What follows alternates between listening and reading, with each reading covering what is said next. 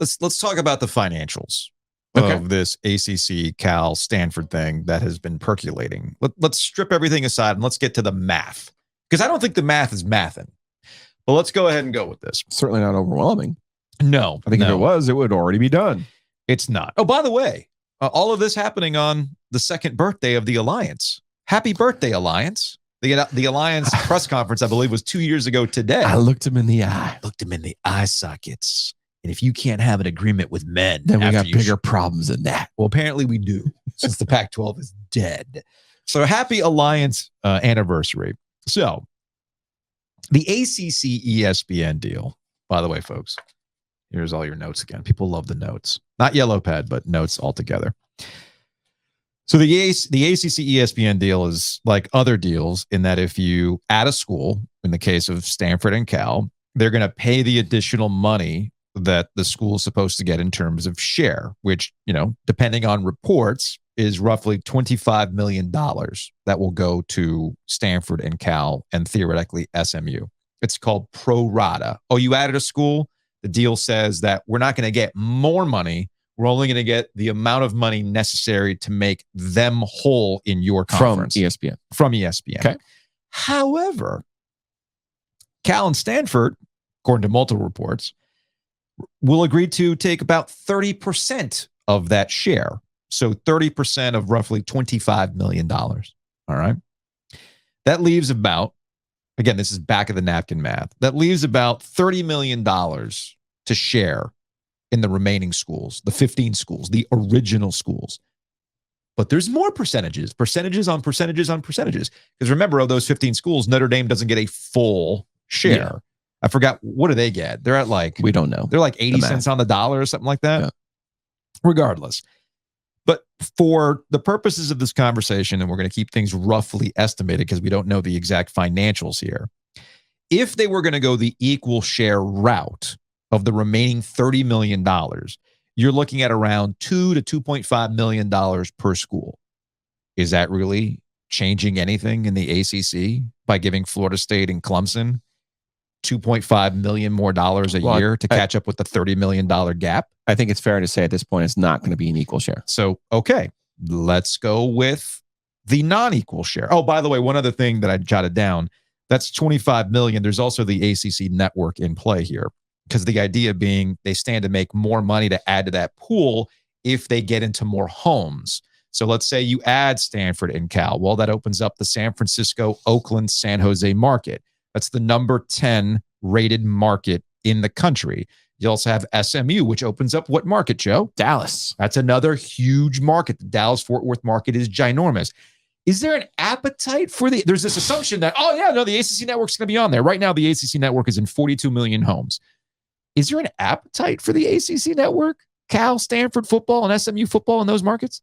Is there an appetite for that? I would venture it's a very low appetite. This also happens at the worst possible time for ESPN and the ACC to try to leverage their brands, because the cable market is vanishing.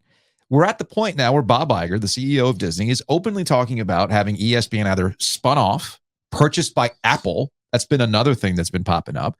And going direct to consumer once they drop below 50 million homes, which, according to some estimates, might happen in the next 3 years. This, again, gets back to the deal going through 2036 actually being a benefit for the ACC, because the television market is going to go through a pretty big reckoning if it isn't already happening right now. So you at least have the financial certainty of your deal with ESPN. But I have to bring this up because this idea that they're going to get more money, I think the ACC network, last time I checked, at least according to Robert over at TV Sports Ratings, the ACC network was making 73 cents per subscriber. So this idea that they're going to add additional homes in an era where homes are diminishing is very wishful thinking. All right. Now, let's get to what's really going on here. The additional pool of money being distributed for incentive-based success. There we go. Or television eyeball success. How much more money do you think you're going to get beyond the $2.5 million in that regard? 5? 6 to be, like, let's say for the sake of the conversation, you're Florida State and you just won the ACC and you're going to the college football playoff. how much more money are you actually getting from the additional pool that's really going to satisfy you in the end? Satisfy you. I mean, I don't know if anything's going to satisfy you, but, I could see in 1 year, let's just say Clemson wins the title the first year that these schools join, Mm-hmm. and they give a $10 million reward for winning football title. I mean, $10 million, $10 million. So you want to do an ACC championship $10 million purse? Like, do we make this No. I actually like this idea. Do we go WWE? Like, does Jim Phillips come out Money in the Bank? Yeah, Money in the Bank or $1 Million Man style, where there's this briefcase that has $10 million in cash. And Mike Norvell, after they win, you're not holding up the ACC not trophy. mayonnaise, you get doused in cash. Right. I would actually watch that. I would legitimately watch that. I hesitate to give them ideas, but hey, you already gave him the scheduling idea. So we might as well give him an ACC championship idea where here comes this briefcase with $10 million. And like Jim Phillips is like Vince McMahon. He's smelling the money. Oh, yeah, that could be you. That could be you, Mike Norvell. Mike Alford comes out like Stone Cold style, like, let's go. Is that what we want? Because if that's what you want to do, then I'm willing to hear that conversation.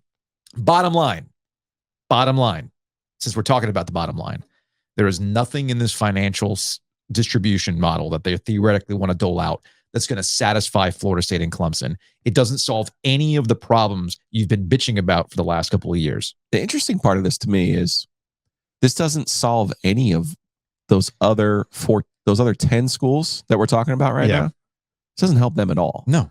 So what they're trying to do right now is say, well, they're trying to convince Florida State and Clemson and North Carolina. I don't think Carolina's budging on this one. I agree with you. Which means State's not budging State's on not this budging one either. So that means you have to try to convince Florida State and Clemson that adding 2 broken football programs from California is somehow going to lead to you making more money. And it won't. Not enough money. Ultimately, it's not going to lead to more money for both of you if you do it that way, where the champion gets to cash in. Right. Well, and again, the whole pull of the SEC is that everybody gets the money regardless. Right. Like Florida, last time I checked, we're just assuming Florida State goes and wins ACC championships all the time now. It's this assumption. 2013. It's this 14. It's this assumption 13. That it's been almost 10 years. Yeah. Oh yeah, no. If it incentive based or eyeball based, okay, cool. It's still not going to be enough. And also, I would really love to push back just slightly on this Florida State eyeball thing. Mm-hmm. They played a Labor Day game against Notre Dame. Yeah, I know. And you're like, we're a strong TV brand. You played a Labor Day game against LSU. We're strong when you're the only game on TV. Like we've shown in the Pinstripe Bowl ratings that Indiana, Wake Forest gets more ratings than Duke Carolina basketball. That doesn't mean people are interested in you. It just means they want to watch football on Labor Day. This is Chip Patterson and I from CBS Sports. We were talking about this the other day. Essentially, if this goes through, it is the poison pill. This is the beginning of the end for the ACC. I mean, you can make the argument that we're headed in this beginning of the end, but this is the official start of the beginning of the end for the ACC. Well, you heard John Curry yesterday with the idea that the ACC has to make decisions, and without him basically stumping for Stanford and Cal yesterday, he was indirectly doing that. But he was saying the ACC has to make decisions for what makes the most sense financially for them to be competitive. Yes. And this is a little bit, there's got to be a native son parable here in the Bible somewhere. I didn't study close enough. They're basically saying, here, we're going to give you $2 million now. And this is going to help you instead of taking a bigger payday down the road. It does, Like what money? Like what are you going to do with this money right now? How does the smaller money now help a Wake Forest? How does it help Boston College? How does it help? It doesn't. So why do I always run out of teams when I start talking about Pitt? How does it help Pitt? It doesn't help Pitt. I don't. Well, speaking of helping things, we've gotten into conversations about the television deal and the grant of rights. Clemson, Pat Rogers. You sound like a State fan. Bootstraps energy, man. Just go beat Clemson. Sure, man. Bootstraps energy. Year. So we were talking about South, man. He took care of it the year he did. We were talking about the television deals, and Brett Yormark, the Big 12 commissioner, also said the quiet part out loud. Golly. When he talked, we lost Texas and Oklahoma. But we're great. But he was right when he said we were the last deal to come up when things were still in a position where they could dole out deals. Yeah. So this gets us to our conversation, or your conversation, with Debbie Yao on the Law of the Wolf podcast. Everybody's been screaming about 2036 being this terrible idea. You're handcuffed to this. This is bad. But the deal is so long enough that it can actually weather the ups and downs of what we're seeing in the cable industry. So in a way, it's beneficial. But Debbie never saw it that way. And you talked to her on Law of the Wolf about having the deal shortened. Here's the crazy part. That deal could have gone longer. It was supposed to be a 20-year deal. But here's Debbie Yao explaining how that went down and how they got it shorter to 2036. The original deal for the network was scheduled to be longer. And take some credit here, man. Come on. No, I mean, it's just part of the history of it, you know. No, I'm serious. Explain this to people, because I think there is still some confusion. There were a number of people in the room at the time with the ADs who liked the money, and I did too. I thought the money at the time was good. Remember, we were the first in the new cycle. We thought that was to our advantage. It turned out not to be at our advantage. It turned to be to our disadvantage, because I don't think we fully appreciated or understood how much they were willing to pay. So, and you don't know that because you're first. If you're second or third, you see what you figure out what they're doing or did with the people before you. So we knew the deal was too long. And it is now through 2036, but it was scheduled to be through 39. And it was originally supposed to be through 39. Okay. Yes. And so it would have been a 20-year deal starting in 19. Correct. Okay. And so when I came home from that, when Chancellor, of course, wants to know what's going on.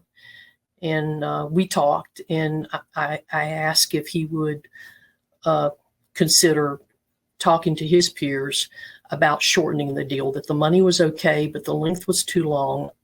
I didn't have any idea what appetite the other presidents would have for trying to do a shorter deal, but I felt like that's where it needed to happen, because that's the final vote.